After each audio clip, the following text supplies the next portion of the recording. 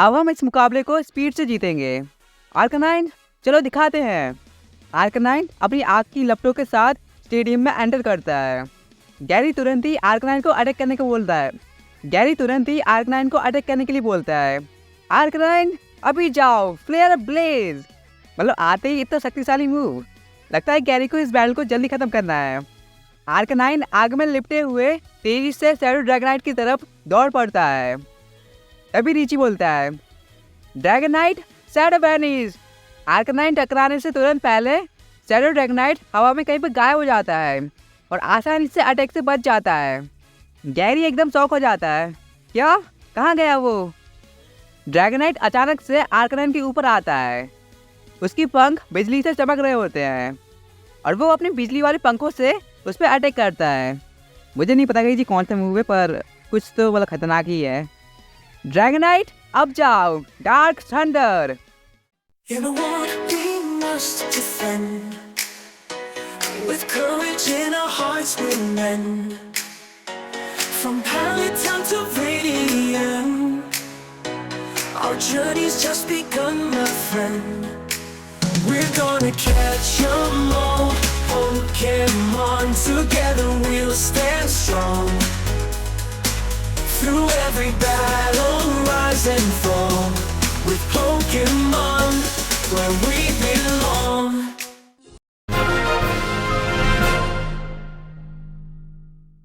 Dragonite एक massive black lightning bolt से आर्कनाइन पर अटैक करता है।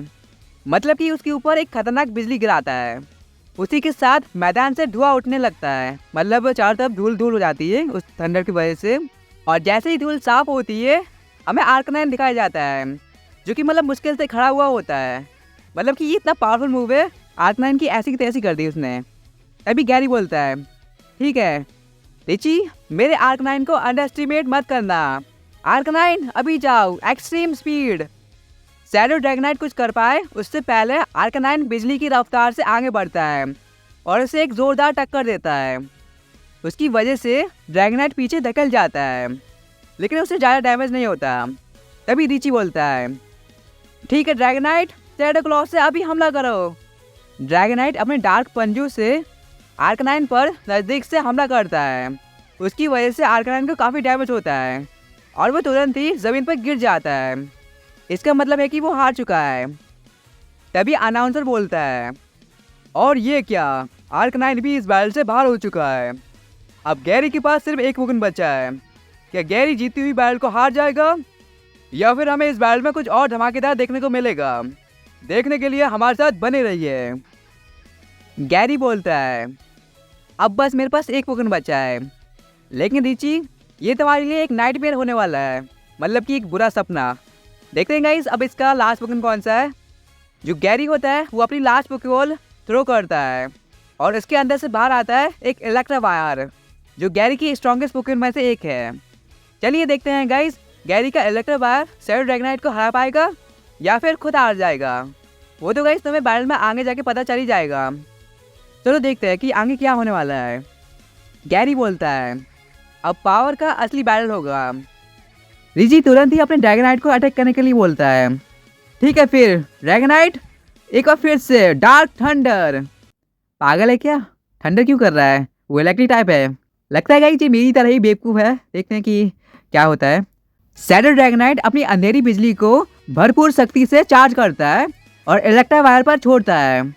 गैरी बोलता है, इलेक्ट्रोवायर, उस थंडर को एब्जॉर्ब कर लो। मतलब सच में गाइस रिची एकदम बेवकूफ़ है। इसने क्यों किया ये मूव, जबकि उसे पता है कि सामने वाला पोकेमॉन इलेक्ट्रिक टाइप है। ऑफकोर्स वो उसे एब्जॉर्ब कर लेगा। इलेक्ट्रोवायर अपनी मोटर ड्राइव एबिलिटी के जरिए डार्क थंडर को अपने अंदर ले लेता है। मतलब उसे एब्जॉर्ब कर लेता है। उसकी रफ्तार तुरंत ही 2 गुनी हो जाती है, मतलब डबल हो जाती है। लेकिन तभी कुछ अजीब सा होता है। जो इलेक्ट्रोवायर होता है उसके आसपास डार्क ऑरा जमा होने लगता है और वो उसे संभाल नहीं पाता। गैरी बोलता है, ये सब क्या हो रहा है? इलेक्ट्रोवायर, तुम ठीक तो हो ना? इलेक्ट्रोवायर हाँ में सिर हिलाता है, लेकिन वो अभी भी ठीक नहीं लग रहा होता है। तभी गैरी बोलता है, ठीक है अब बहुत हुआ, इसे इग्नोर करो और वाइल्ड चार्ज का यूज़ करो। इलेक्ट्रोवायर बिजली की रफ्तार से आगे बढ़ता है और पूरी शक्ति के साथ शैडो ड्रैगनाइट से टकरा जाता है। वो टक्कर इतनी भयानक होती है कि उसकी वजह से पूरा स्टेडियम कांप उठा। शैडो ड्रैगनाइट जोर से जमीन पर गिर जाता है, लेकिन धीरे धीरे उठने की कोशिश करता है और भारी सांसें लेता है। रिची बोलता है, कुछ भी हो जाए मैं आज हार नहीं मानने वाला। शैडो ड्रैगनाइट अभी जाओ, फाइनल गैम्बिट। गाइस मैं सच में बता रहा हूँ गाइस, रिची एकदम पागल है। इसने ये मूव क्यों किया तुम्हें पता है गाइस? ये मूव काफ़ी खतरनाक है। चलो गाइस मैं इस मूव के बारे में बताता हूँ तुम्हें। ये मूव काफ़ी ओपी भी है, लेकिन इसका एक डिसएडवांटेज है। वो क्या है कि जो भी पोकेमॉन इस मूव का यूज़ करता है वो तुरंत ही हार जाता है। मतलब इसके ड्रैगनाइट तुरंत ही हार जाएगा अगर ये मूव यूज होता है तो। और जो सामने वाला पोकेमॉन होता है उससे भी काफ़ी अच्छा खासा डैमेज पड़ता है। मतलब जितनी ज़्यादा ड्रैगनाइट की एचपी होगी उतना ही ज़्यादा डैमेज सामने वाले पोकेमॉन को होगा। गाइस मुझे पता है कि तुम्हें ये सब समझ में नहीं आ रहा होगा। जो लोग पोकेमॉन गेम्स खेलते हैं उन्हें अच्छी तरह से समझ में आ गया होगा। ड्रैगनाइट का पूरा शरीर पर्पल रंग से चमकने लगता है। वो एक ऐसे खतरनाक हमले की तैयारी कर रहा है जो उसे और इलेक्ट्रोवायर दोनों को ही खत्म कर देगा।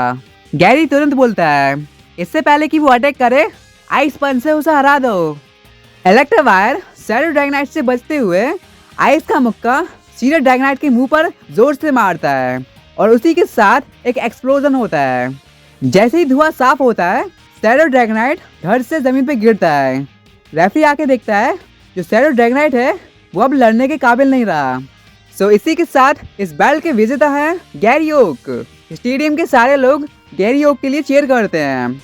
जो गैरी होता है वो एक हल्की सी मुस्कुराहट के साथ अपने हाथ क्रॉस कर लेता है, मतलब अपनी मुट्ठी बंद करता है, ऐसा कुछ जो भी है।